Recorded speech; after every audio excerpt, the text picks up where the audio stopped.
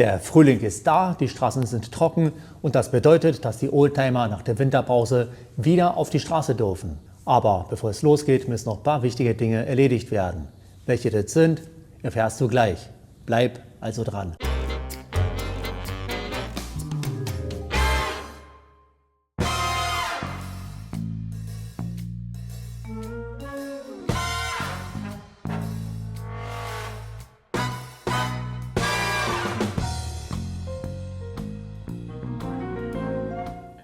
Hallo und herzlich willkommen. Wer ein Saisonkennzeichen hat, kennt das Gefühl. Man wartet monatelang darauf, den Wagen wieder fahren zu dürfen. Wenn das Auto über den Winter eingemottet wurde, soll man aber vor der ersten Fahrt unbedingt eine kleine Bestandsaufnahme machen und wichtige Servicemaßnahmen durchführen. Wie es gemacht werden muss, zeige ich dir in diesem Video. Alle Pflegeprodukte, die man dafür braucht, habe ich dir in der Videobeschreibung verlinkt. So, im ersten Schritt prüfe ich, ob sich irgendwo Kondenswasserspuren befinden. Besonders werden die Dichtungen an den Türen, der Innenraum und der Kofferraum betrachtet. Feuchtigkeit ist nämlich der größte Feind des Oldtimers. Sie kann sehr schnell zu ärgerlichen Rostschäden führen. Wenn das alles in Ordnung ist und wenn man keine Auffälligkeiten festgestellt hat, kann man zu der Gummipflege kommen. Dafür verwende ich Melkfett und einen sauberen Lappen. Das Melkfett schützt perfekt nicht nur die Gummis, sondern auch das Portemonnaie. Den aktuellen Preis findest du in der Videobeschreibung. Ich bin mir sicher, dass du dich wundern wirst, wie günstig es ist. Ich benutze das Melkfett, damit die Dichtungen weich bleiben und nicht porös werden. Das verlängert ihre Lebensdauer. Ich lasse jetzt das Fahrzeug geöffnet stehen, damit der Innenraum und der Kofferraum gelüftet werden können. In der Zeit werde ich noch das Armaturenbrett und die restlichen Kunststoffteile mit einem Pflegemittel behandeln. Nun wird das Scheibenwischerblatt geprüft.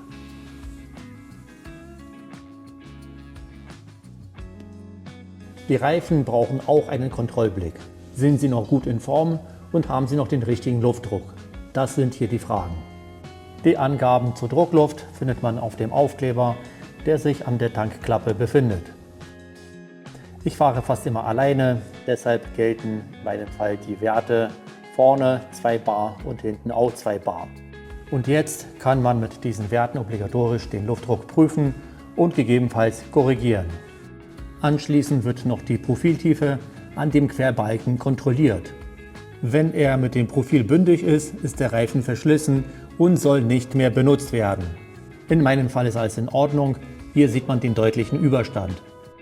Jetzt wird noch die Seitenwand auf eventuelle Risse und Ausbeulungen kontrolliert. Nur mit intakten Reifen, die nicht älter als 10 Jahre alt sind, soll man in die neue Saison starten. Die Gummiaushärtung, die an den alten Reifen vorliegt, verschlechtert deutlich die Eigenschaften der Reifen, was die Sicherheit sehr stark beeinträchtigt. Das Alter der Reifen ist an der Seitenwand als 4-stellige Ziffernfolge eingeprägt.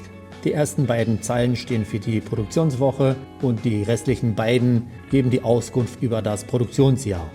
Meine Reifen sind also schon fast 5 Jahre alt. Jetzt werfen wir einen Blick unter die Motorhaube.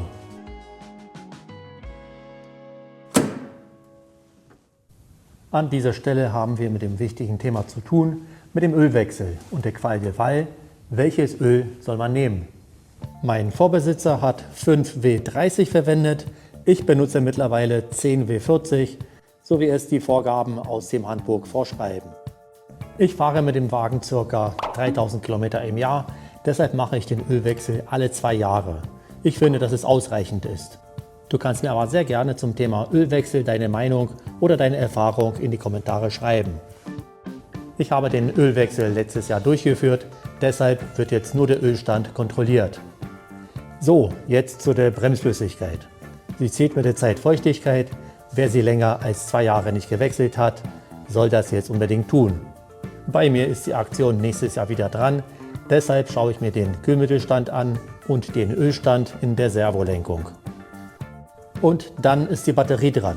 Die meisten von euch werden die Batterie über den Winter entweder ausgebaut oder an einem Erhaltungsgerät angeschlossen haben. Falls nicht, könnte jetzt der Fall eintreten, dass der Wagen nicht mehr anspringt. Bei mir war das Erhaltungsgerät angeschlossen, deshalb ist dieses Thema auch erledigt. Also die Motorhaube zu und dann schauen wir uns den Lack an. Ich habe den Wagen bereits gewaschen, der Lack ist trocken. Ich kann jetzt deshalb eine Wachsschutzschicht auftragen. Das mache ich regelmäßig einmal im Jahr. Dafür verwende ich das Carnauba Wachs. Es schützt perfekt den Lack und lässt sich sehr einfach verarbeiten. Den Produktlink mit dem aktuellen Preis findest du in der Videobeschreibung. Zu diesem Thema habe ich ein separates Video gemacht, das ich dir unten in der Videobeschreibung verlinkt habe. Das sieht schon sehr gut aus. Jetzt kann der Motor gestartet werden.